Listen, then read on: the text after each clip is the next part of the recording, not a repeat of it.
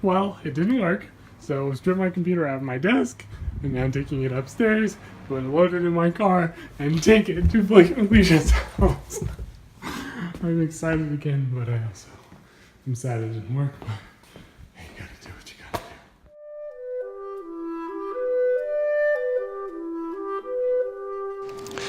do. Okay, yes, we're doing this. Very uncomfortable. I only have a few things to say. I don't have anything to say. Please don't hate me. Please don't. Okay, don't look. Close your eyes for just a little bit longer. Peeks through the Don't let him kill me. Here, I'll hold it. We smother me.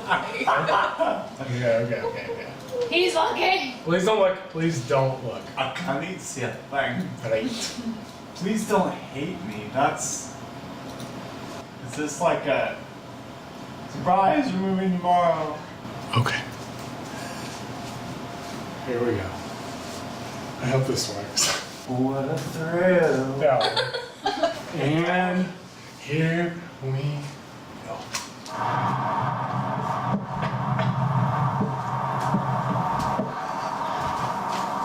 Is this right? Yeah. It's gonna be awkward though. No. The whole thing. Yeah. I told you I'm not doing this. This is Blake. Blake Hunter Looney. Now, I know what you're thinking. I've seen that guy before. Isn't he the one from the 1984 American Martial Arts Run of the Karate Kid? Yep, that's him. This, however, is not him. Yes.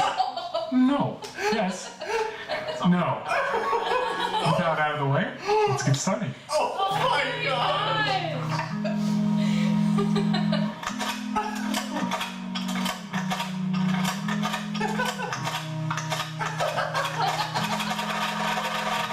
It began 9 years ago, at the turn of the decade. In high school, Blake was well on his way to the summit of cool.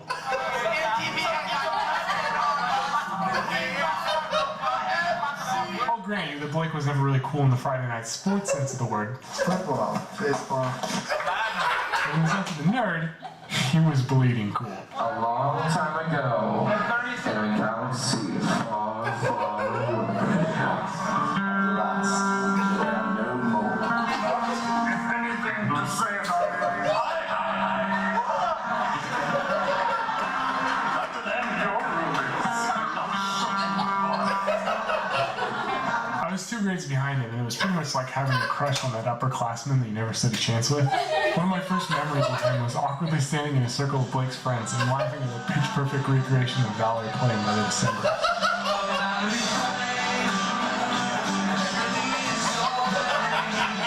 Blake was like the James Donovan Holiday of 2000s nerd culture.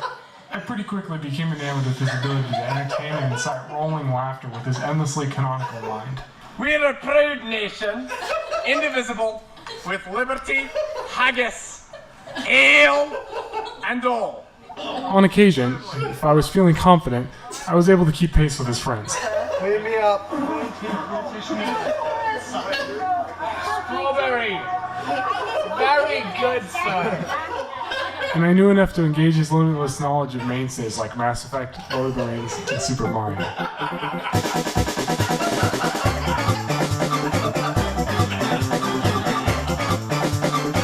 So long, gay Bowser.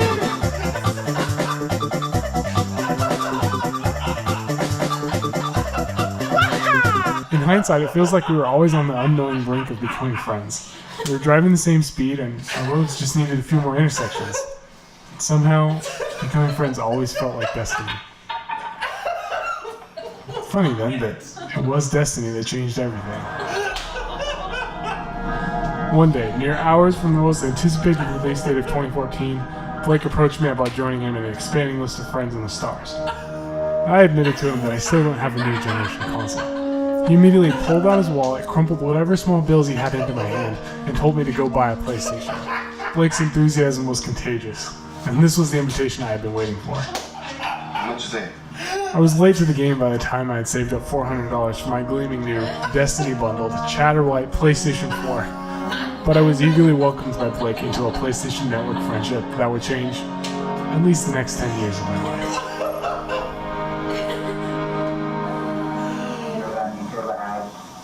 come back and climb on the platform between the two staffs. When you got We spent hours on school and work nights until 2, sometimes 3 a.m. choosing the Templar into the abyss and bearing the weight of darkness to Crota's throne. That was just our weekly Tuesday night raid. The rest of the time anyone had to log in was filled with more PvE, PvP, socials-based flash mobs than you could shake the last word at.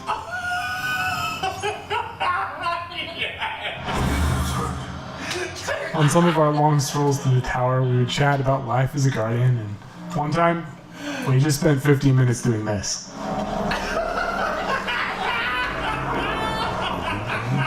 Age, a presentiment of the collapse.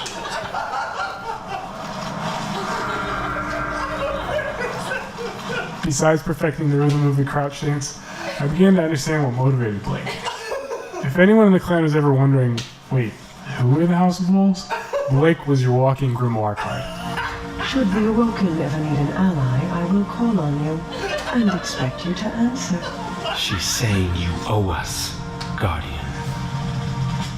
By the time the first DLC rolled around, we were a full Fireteam clan in need of a name. And so, somewhere deep in the Hellmouth, the Spire of Grotto was formed. In the light of the Traveler, Destiny had quickly become a ritual meeting place, where we spent a lot of time together. They are dead. You are not. Proceed to airlock, Guardian. Many of those nights were genuinely some of the most digital fun I'd ever had.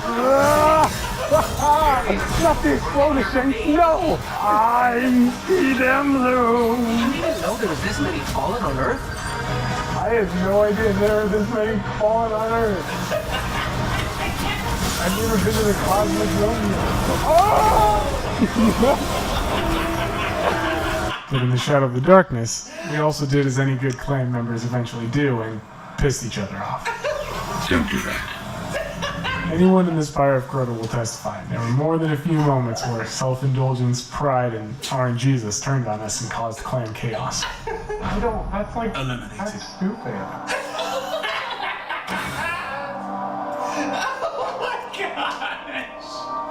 What? Maybe next time, Guardian. Whilst repeating the Gorgon's Lair for the 17th time, you would find us at our worst in feuds or fallouts. Well done. Or just flagrant interruptions by Chad. Oracle before we walk out. Yes. I say we do a tier system, so I think Taylor. Huh, that team's going places. While we were all guilty of sending each other into the enraged state, Blake and I had a special ability to send each other tumbling over the edge. On more than one of Blake's bad days, I would literally push his character off a cliff with my tumbler for my own incipient glee, sending us straight into conflict. We sent more than a few page-long blue texts apologizing and reconciling, but somewhere out of that crucible of conflict, Blake learned to be a little less sensitive, and I learned I could stand to be a little less overbearing and chisel away some misshapen identity. Flawed as the game and the gamers were, Destiny had worked its space magic. We're in this together now.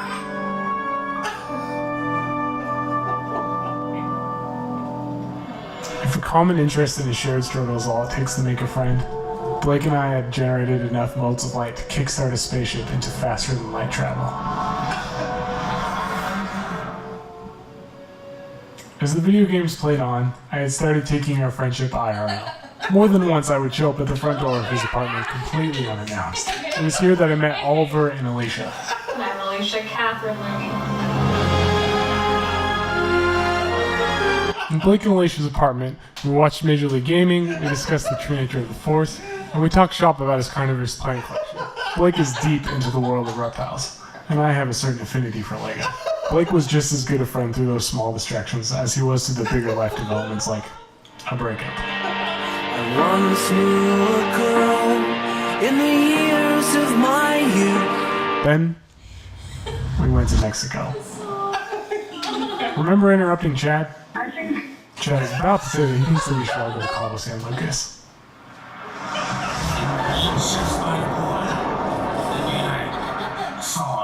In the same month I had had my heart crushed by that aforementioned breakup, cracking open a cold one with the Beach Boys sounded pretty good. This is the second invitation I had been waiting for.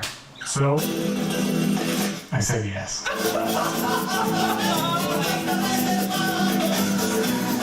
And these were the only 2 pictures I took. Man, I really need more footage to talk about this part. Fortunately, I tricked Blake into sending me these.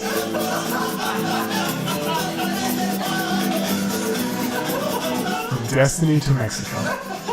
The trip came packaged with every tourist trapping you'd expect from American 20-somethings in Cabo.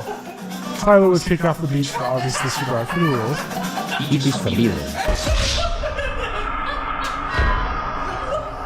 I discovered no less than 2 poolside margaritas was all that was required for my first experience of intoxication.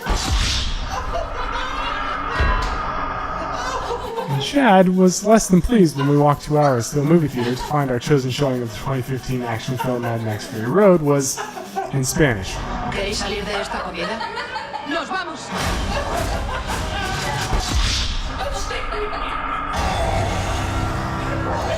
Injustice? Well... But the watershed moment that changed everything happened just outside our timeshare, in an unassuming garden of rocks crawling with iguanas. Blake was determined to catch one. And catch an iguana he did. We're talking the 1998 monster film Godzilla Radioactive Mutant Iguana.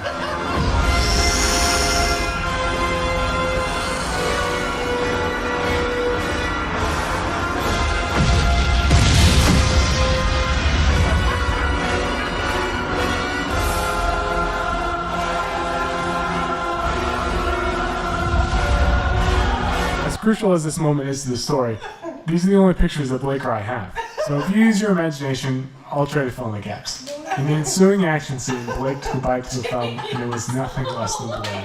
During their argument of wills, the iguana made it clear that if Blake wasn't going to let go, well, then neither was she. And yet, even as Blake was making every sensible effort to get the iguana's razor-edged teeth out of his flesh, he was engrossed in the thrill of being so close to nature. Through an obviously painful grimace, he was still teaching us about lizards. Their scales are so granular and tiny. They feel like silk. They're very soft. In spite of the bodily punishment, Blake was enjoying this experience. In theory, I knew Blake was interested in reptiles, but I guess I had never experienced the person make such a spontaneous and dramatic switch in this kind of flow state. Still, if Blake ever wanted his thumb back, this iguana needed to let it go. He is still on me. He's still biting me. Still on to me. I'm letting go. That was an idea. Start. The idea was to pour a small amount of alcohol into the lizard's mouth, triggering a release.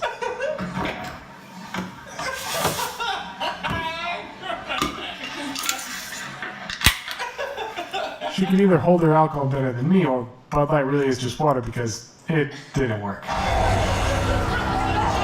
And yet the whole time all this was happening, I felt like I was on the verge of some inevitable realization. I had been Blake's friend for 8 months now, and I hadn't seen it. And it took pouring beer into an open wound for it to hit me, like some kind of visceral epiphany. The magic moment on which the story hangs. This is what Blake is meant to do.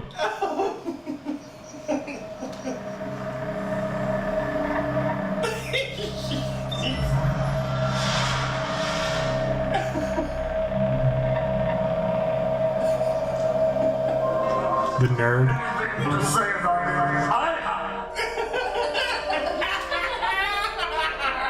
The entertainer.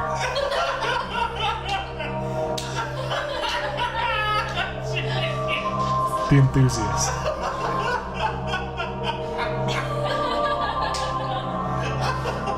The lore keeper.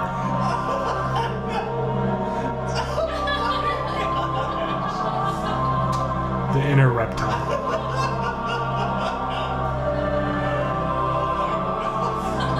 The teacher.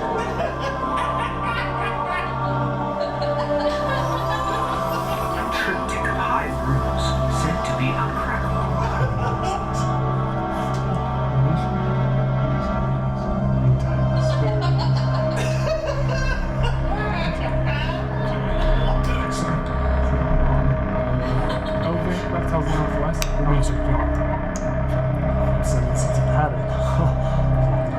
The gate's opening. Got it. It all meets at the intersection of Jeff Corwin? Wait, what? Yeah, Jeff Corwin. A toad.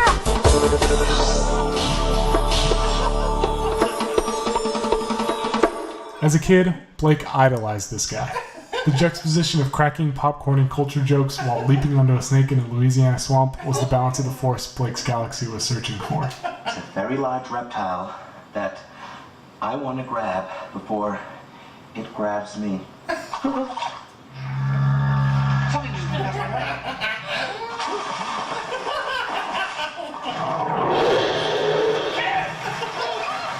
Just look at that. Feels threatened. They'll coil up. Oh!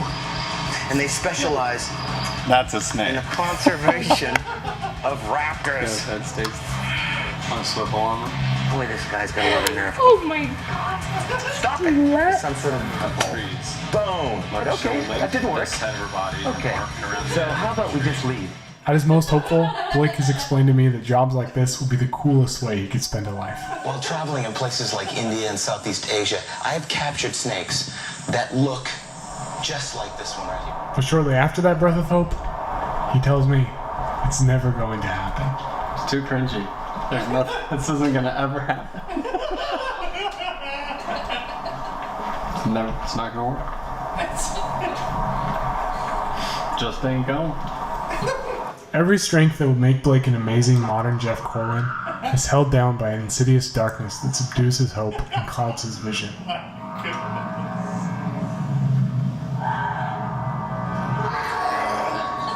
Inside Blake is a dark side cave of humility. Humility? But that's like a virtue, right? Yes, and that very modesty makes Blake a disarming and charming, relatable human guy. But With appropriate humility, we plied the oracle with question. well, Blake doesn't do appropriate humility. He does a thing I call self-defeating humility.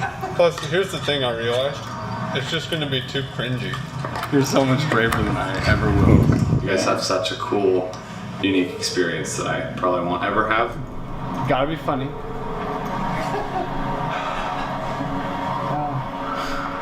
So, I'm telling you, there's so much planning.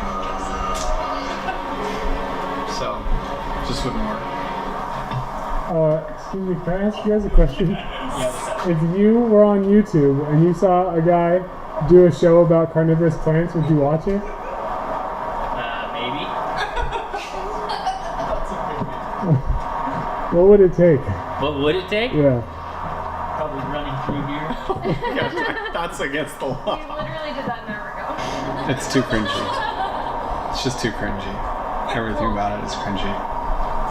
It's okay. I know it is. That's the saddest thing. That's like the last. I'd rather be volatile than cringy. I'd rather be inappropriate. Gone violent. And Yeah. we should go get it. Given power and allowed to grow, this kind of self-humiliation smothers his potential. Blake once told me that he was a stepping stone. At his least hopeful, he's convinced that his life is this glorified pebble for others to walk over to reach their own destiny.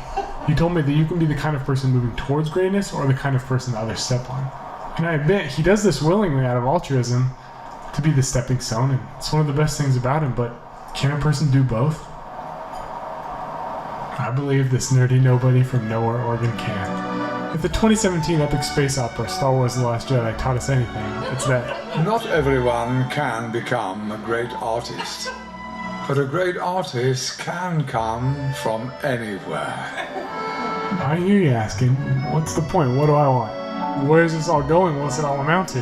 Well, I want to see Blake shake off that self-defeating humility and start a YouTube channel.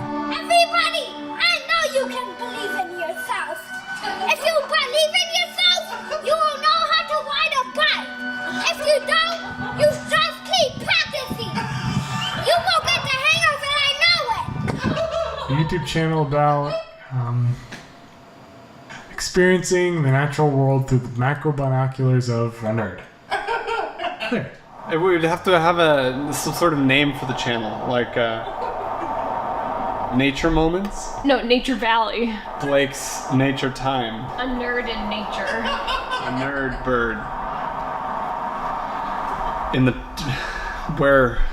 We're out in the forest and there's Sexy animals. Gosh, no. That's just inappropriate. That's not the direction I want to go at all.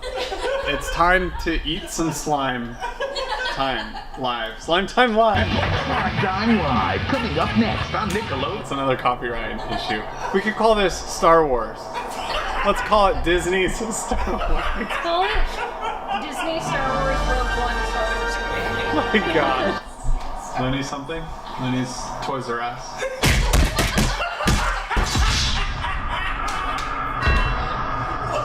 Should we call it that? Not that these were bad ideas, but a good name is memorable, catchy, inspiring. It means something. It sets the very DNA of the channel.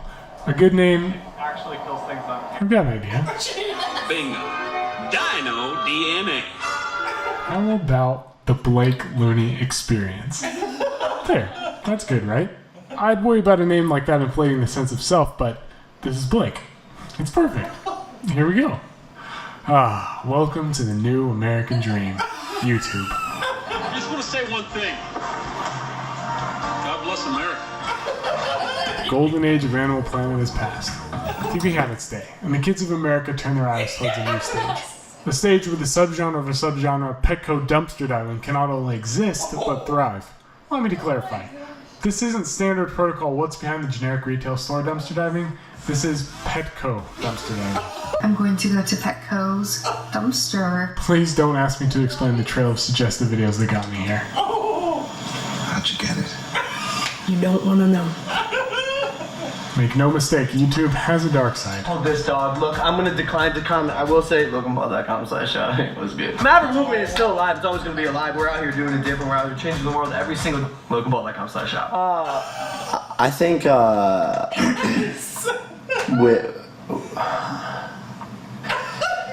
there's a lot of things I could criticize for.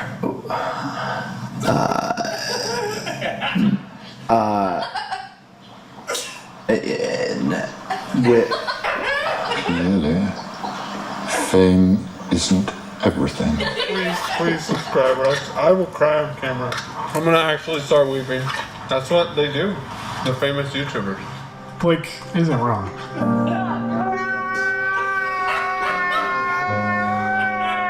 And people love it. People love that. Come on, we're gonna go interview the dog Tony that just got cheated on. Why weren't patient? $140,000. $140,000. Patient. We should turn this off. This is what? Don't grab my camera. I'm not grabbing your camera. Okay. I think you're being very aggressive. It's like actually really sad. Perhaps a fairly powerful and extensive dark side.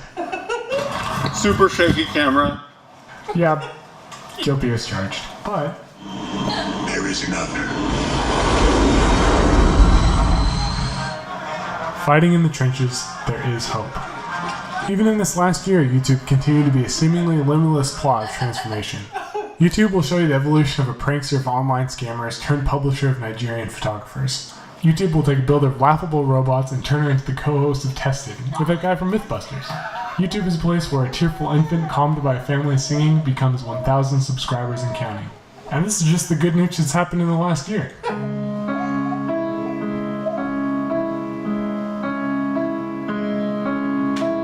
Yeah, there are a dozen other nature channels out there, but if I learned anything from the bookend that sits on my shelf, it's that even in a saturated market, there is always potential to innovate and teach somebody about the survival world. I don't know about its policies, algorithms, and the future of the platform, but I'll bet the impact of the generation that grew up with YouTube is just getting started.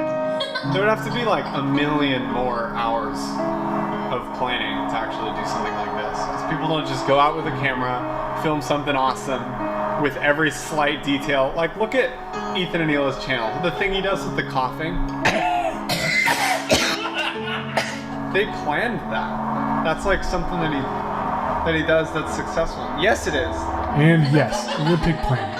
But if we were able to turn shaky cam footage from our haphazard road trips from a year ago into even mildly entertaining videos, I think Blake can do it. And yeah, the human being attention span is depressing. I guess they need blood splattered on their faces to keep them from yawning.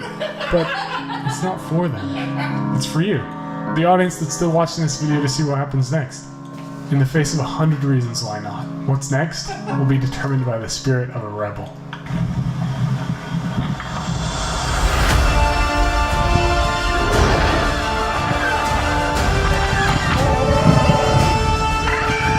We have a spark that'll light the fire that'll burn the First Order down.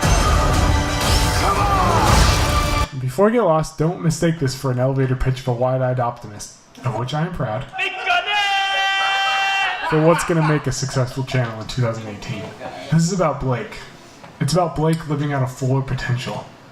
And for Blake to give up on that potential, well, that's more devastating than the everyone dies ending of Mass Effect 2. Be careful, You can talk about your all day about the foolishness of telling a person they can do anything. And don't listen, because you're probably right. But for lack of a better way to say it, Blake can do this. And maybe there is a better way to say it. Plants. Reptiles. Star Wars. Passion. Long ago, the four worlds lived together in harmony. Then, everything changed when the YouTube nation attacked. Only the biologist, master of all four disciplines, could teach them. Look how old you've become. But when the world needed him most, he vanished. 26 years passed, and my brother and I discovered the new biologist, a total nerd named Blake. And although his skills with a lightsaber are great, He has a lot to learn before he can save anyone, but I believe Blake can change the world.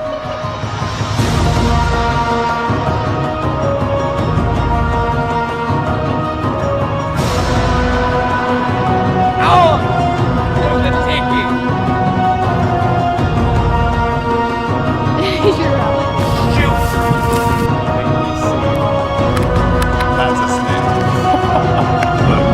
Genuinely. What an experience, That right? was so cool.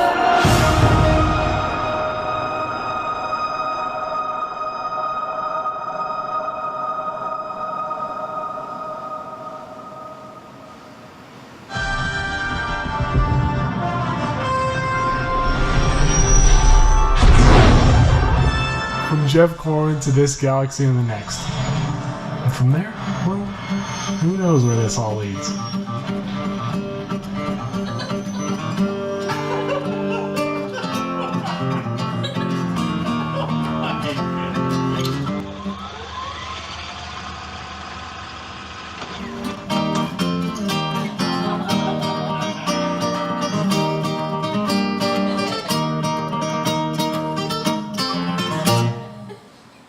Oh my gosh.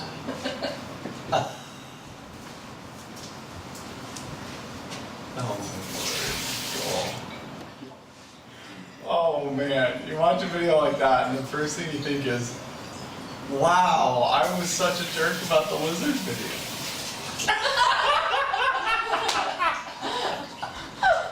Oh, for something so wonderful. Oh.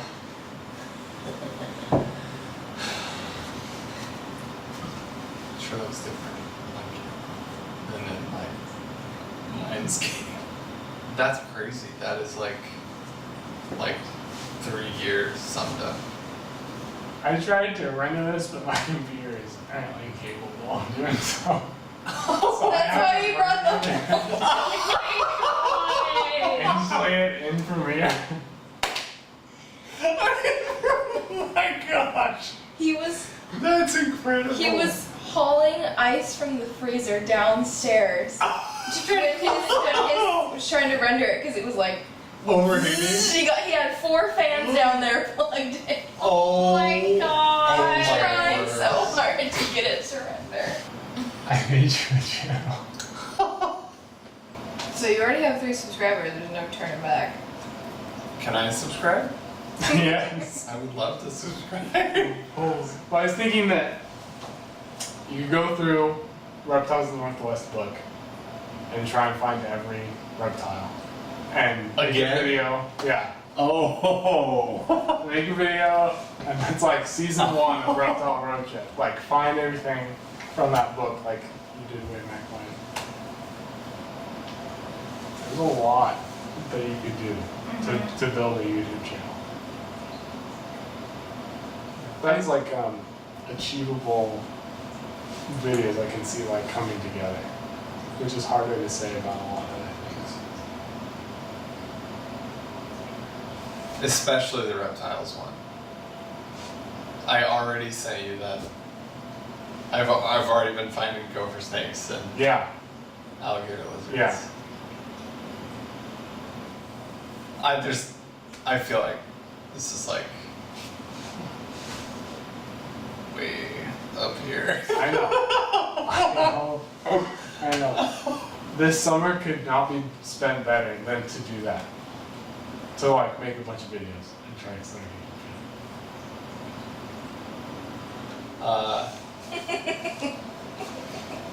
I guess the only thing to say is let's get hacking.